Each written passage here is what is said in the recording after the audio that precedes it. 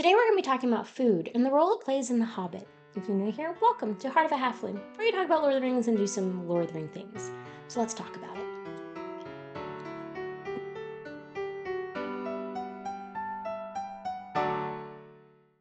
So there's three things that I want to focus on today in the role food plays in The Hobbit. And that's that food's being used to illustrate time of day and time of year. It's used to illustrate how safe the characters feel, and it's used to describe the characters themselves. So we'll go through these pretty quickly. I really want to spend time on how food is used to describe the villain specifically, but we're going to kind of go through everything just a little bit. And there is so much talk about food. All those orange marks, that's food. That's all food. So food gets mentioned a lot, and I want to talk about it. Let's go. Very quickly, we see that Bilbo uses food as a form of keeping time of the day and even time of year. When we meet him, he tells Gandalf, "Oh, you can come over at tea time." And it's a very vague time, but to Bilbo, that's a time. And he was supposed to put it in his calendar and everything. And it's not until he hears somebody at his door that he remembers, "Oh, yeah, I invited Gandalf over for tea." And then, of course, a dwarf comes in. And here we get another form of time being fucked by food. They had hardly reached the third cave before they heard the bell ring again. So again, it's how quickly they were going through their food to explain how quickly somebody came to the door. We also see Bilbo keep the time of day based on how hungry he is or what he's craving. If he's craving dinner, he knows it's dinner time. If he's craving tea, then he knows it's tea time. Based on the harvest, if the elves were harvesting, so he's like, oh, it must be around this time. When he gets to Mirkwood, he's kind of a little bit more at a loss because nothing's growing there. But we see him keeping track of the time of year based on what fruit is available, what nuts are available, what the harvest is like at that time, and that's how he's keeping track of the year. We also see Bilbo not knowing how much time has passed while he's with Gollum, and it's not until he gets out of that situation when he says, "Oh, I'm really hungry. It must be this amount of days." And again, it's all based around food. So even when Gandalf comes back and says, "What are you doing?" and when Bilbo is just eating his breakfast at home after the dwarves have all left, Bilbo says, "It's second breakfast time." Gandalf says, "It's after 10 a.m. What are you doing?" So everybody else seems to be keeping track of time in a numerical sense, but Bilbo is keeping track of time through food.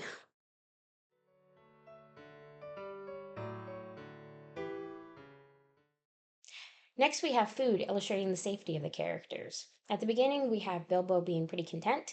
He's smoking a pipe, which is when you know that the character is feeling extremely safe and content, is when they pull out their pipes. And he's feeling that way. He's content, he's happy, and then Gandalf shows up and messes all that up. But there's food on the table. When the dwarves come, there's a sense of safetyness and excitement in the air as they all begin to sit down and eat. Even if Bilbo's not entirely happy with them eating their food, there's comfort in this.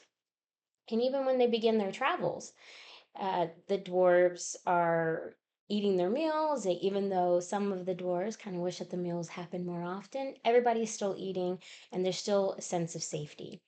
And then, as the story progresses, we have them losing their food, and they're in dire situations, and they end up making foolish decisions based on food. For example, with the trolls, uh, Bilbo wanted to try and get some food, so he thought maybe he could sneak in and get some food for everybody. He makes a foolish decision.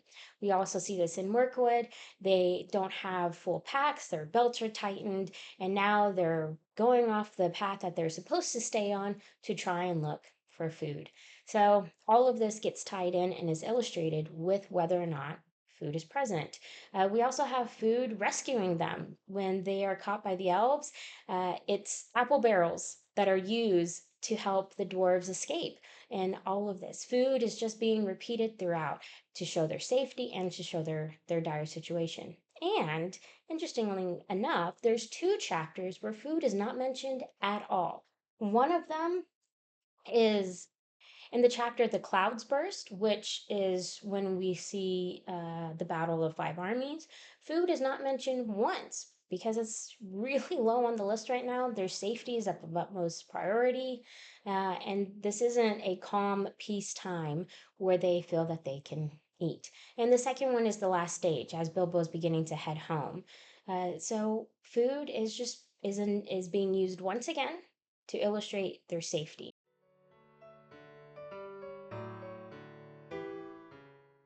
Now, the part that I want to focus on the most, how food describes our characters. Real quickly, let's go through Bilbo, Gandalf, and the dwarves. With Bilbo, we see a character arc here where he first began saying, I don't want adventure, it makes me late for supper, to later saying, I wish I had more food, but it's kind of nice to being on an adventure. So we see a character change in him based on his food, although we do get about 9 times throughout the book where he wishes he was home having a nice cup of tea. But even still, the Turkish part of him has taken over and he is enjoying more of the adventure. And this is illustrated by his desire for food, not just out of safety, but his desire for comfort. Next, we have the dwarves. And really interesting is that when we look at an unexpected party, we really see the greed of dwarves. Now, it's lighthearted and it's very innocent, but there is a sense of greediness that comes from the dwarves. When Bilbo says, Hey, would you like some tea? And they say, No, I'd like beer. And also, can you get me a seed cake? And oh, and also, can I get pork pies? Oh, can I get this? And can I get that?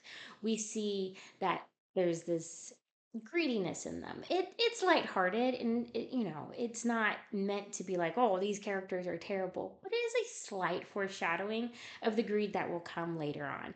And all of this is done through food. We also see in their choice of drinks. So with Bilbo, he likes he keeps mentioning tea. This is the thing that he keeps coming back to. And there's something very innocent and very calming and very comforting and staying at home about wanting tea.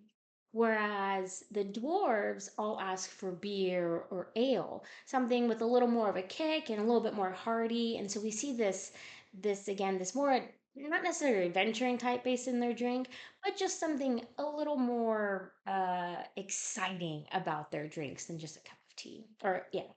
And then we have Gandalf who comes in. He says, Oh, no tea for me, but I will take wine. So, again, we have something with a little bit of a kick, but something that's just elevated just ever so slightly, just something a little sophisticated for Gandalf. Another thing about Gandalf that we learn about him is that it's mentioned at least twice that Gandalf eats the most out of all of them, that he's talking all the time and he's eating a whole lot compared to everyone else.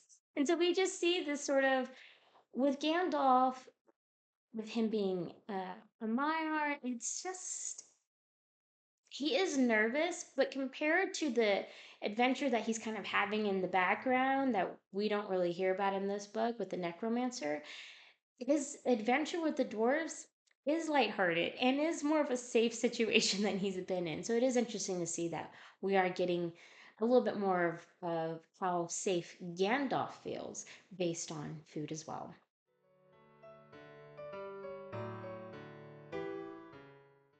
When we're first introduced to the trolls, they're described as being uncouth creatures, very disrespectful, just not drawing room etiquette.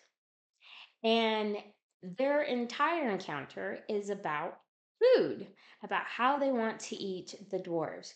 And we find them roasting mutton and licking their fingers. Again, this very uncouth, not drawing room worthy of them.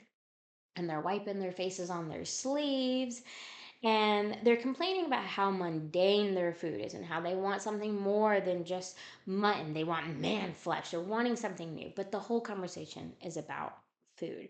They even argue about how to cook the dwarves. They would like to have dwarves, but how should they cook them? Should they mince them, roast them, squish them, this, that, blah? And it's a whole thing, and it's this arguing that ends up being their demise. Um, the level of danger is also noted by the trolls wanting to eat the characters, but being too dumb to decide how to eat them. Uh, and this is something that we're gonna get with all of the villains of this story, is that they all want to eat the characters in some way, but the level of danger of the characters is almost directly tied to how they want to eat the characters. So the trolls, kind of dumb, dangerous, but dumb. And we get that because of food.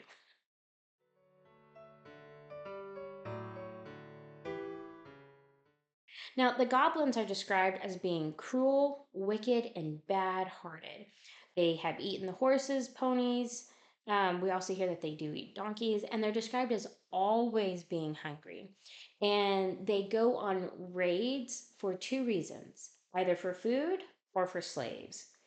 And we also get that the goblins, when after all the characters have escaped, and they're caught in the trees. This is when the goblins come in, and we get the 15 birds and 5 fir trees. Their feathers were fanned in a fiery breeze.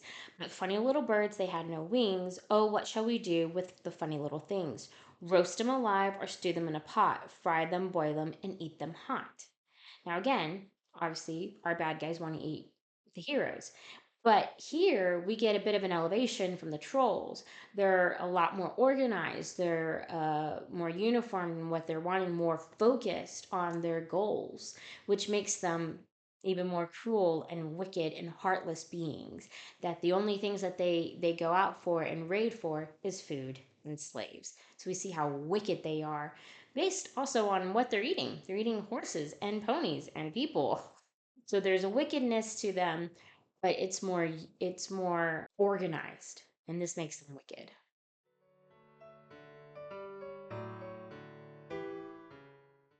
When we meet Gollum, he's being described as a very vague and a very mysterious creature.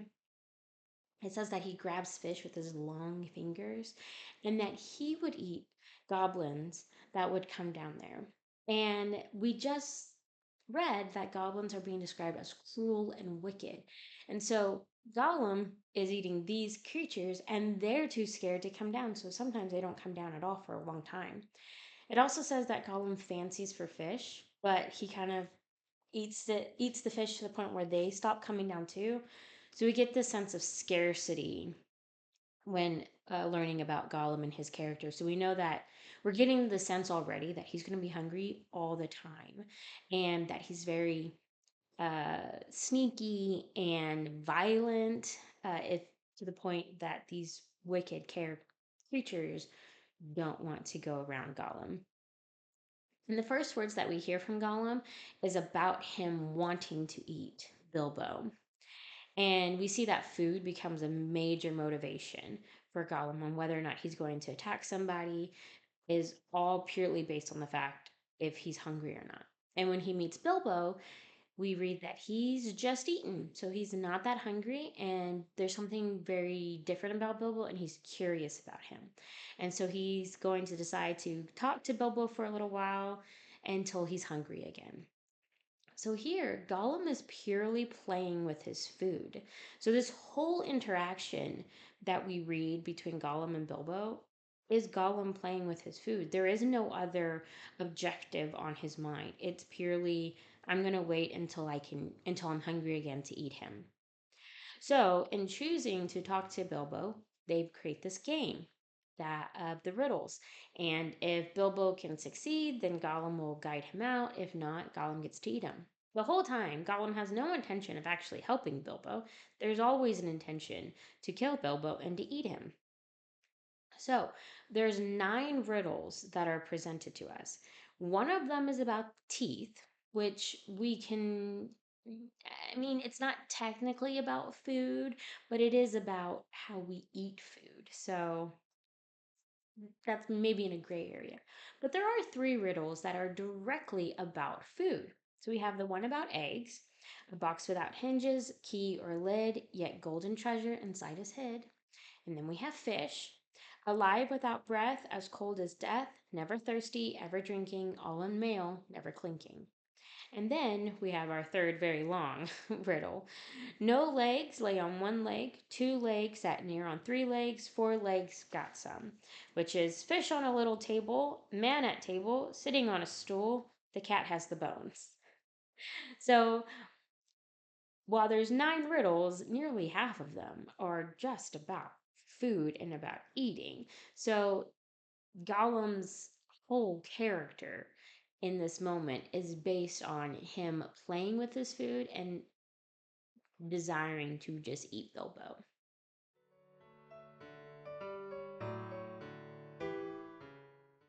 The first spider that we meet, he's wrapping up Bilbo's legs like a caught fly.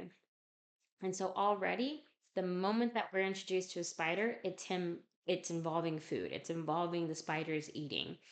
And while the spiders aren't eating the dwarves and Bilbo in the same sense that the trolls or goblins or even Gollum would eat them, there is still a devouring that's occurring here. Now, the spiders also argue with one another, very similar to how the trolls were arguing with one another.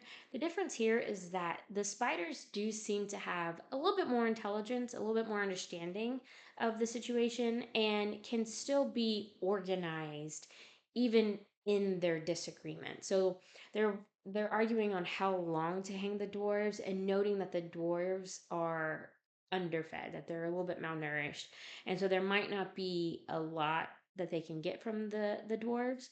So they're arguing here, but there's a clear sign that there is more intelligence in them than there is with the trolls. Now, the spiders, while they are organized and unified, and we see this on how they're capturing the dwarves, how they're hanging the dwarves, how they're protecting the dwarves. There is a organization here, but not quite to the extent that the goblins are. And this could just be a number situation. But we do see their intelligence based on how they're treating their their food. We also get when when Bilbo is able to get rid of the spiders and he goes to cut down the dwarves, that they're even described and compared to food, wriggling along the branch, which made all of the poor dwarves dance and dangle like ripe fruit.